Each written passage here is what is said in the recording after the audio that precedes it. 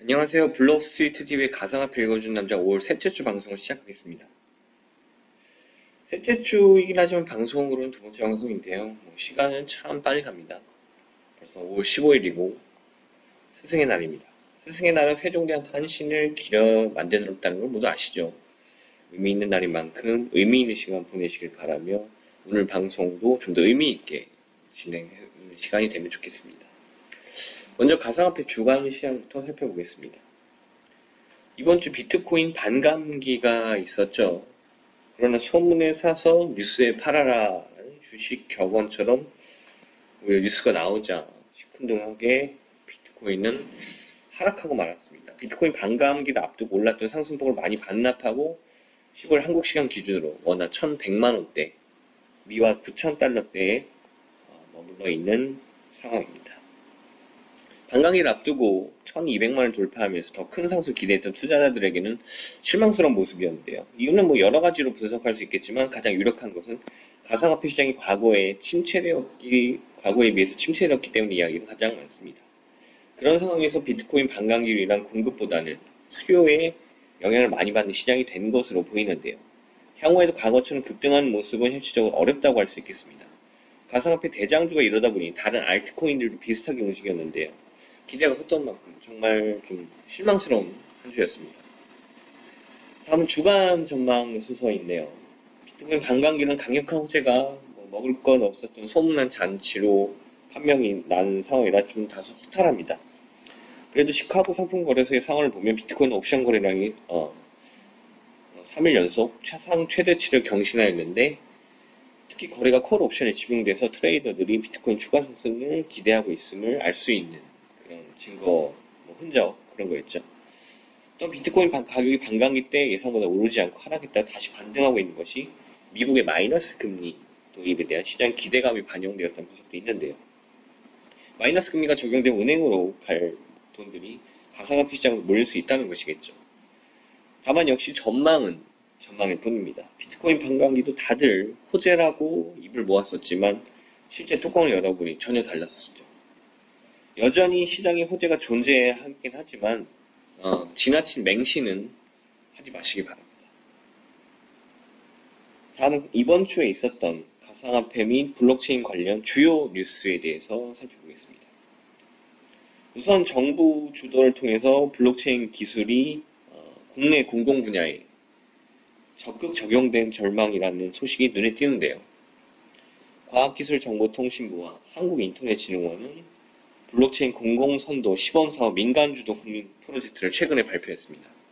내용을 살펴보면 치안, 농업, 복지, 식품, 의료 등 8개 공공분야에 적용되는 내용들이 있는데요.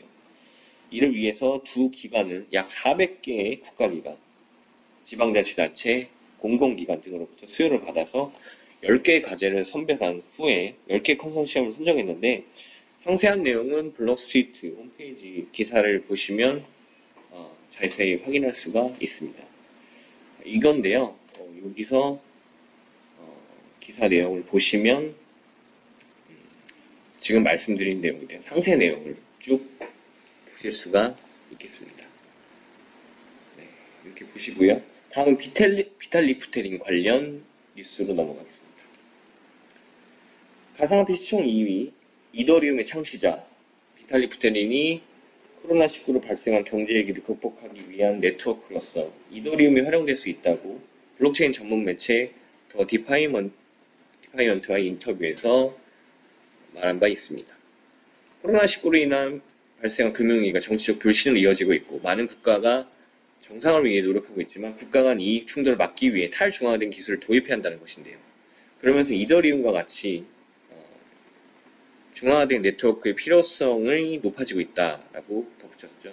또한 법정 통화의 신뢰도가 낮아지는데 이더리움은 글로벌 준비통화가 될 수도 있다면서 중앙기관의 검열이 늘어나면서 프라이버시를 우려해서 가상화폐를 이용하는 이들이 늘고 있다고 스스로 분석한 것을 언급하였습니다. 이어서 빗썸 그리고 모네로 관련된 뉴스가 있었습니다. 빗썸이 박사방 입장료로서의 문제가 되었던 가상화폐 모네로를 다음 달 1일 상장 폐지하기로 했습니다. 모네로를 거래하는 주요 가상화폐 거래소는 국내에서 비썸이 거의 유일했던 상황인지라 모네로는 이제 사실상 국내에서 퇴출되는 것이죠. 지난 4월 16일 투자 유의 종목을 지정을 했지만 유의 종목 지정서를 해소하지 못해 상장 폐지되는 것으로 보입니다.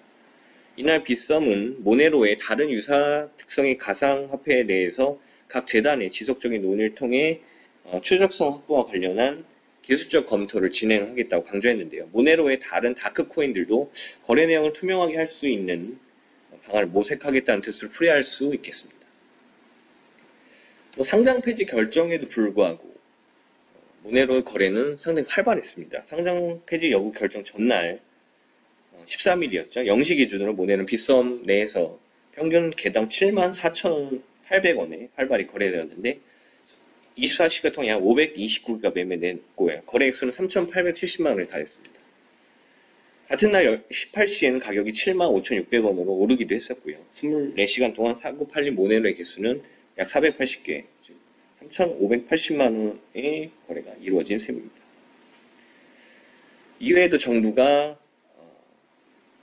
블록체인 가상화폐 사업 진흥법의 마련에 나선다는 뉴스가 있었고요. KT의 KT가 부산시 블록체인 기반 긴급재난지원금 운영 지원을 한다는 뉴스가 있었고요. 바이낸스가 인도네시아 가상화폐 거래소 토코 크립토에 투자한다는 소식과 다날의 페이코인이 골프존과 결제 서비스 제휴한 것과 페이코인 결제 시 도미나 피자를 30% 할인해준다는 뉴스도 있었습니다. 또한 유네스코가 블록체인 AI 기술로 크라우드 펀딩 플랫폼을 만드는 뉴스도 있었고요.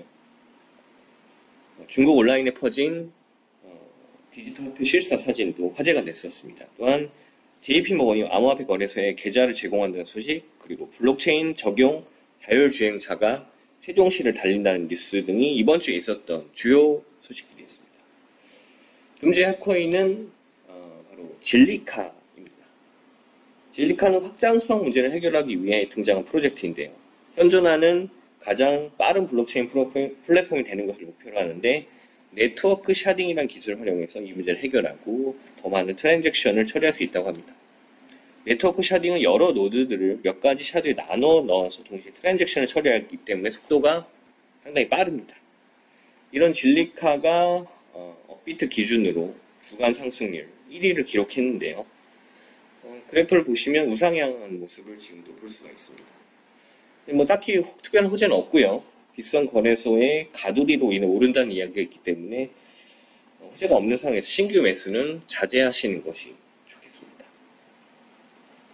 가상화폐 읽어주는 남자, 오늘 방송은 여기서 마무리하겠습니다. 지난주에 이어서 비가 또 내린 주말이지만 그래도 즐거운 주말 보내시길 기원하겠습니다.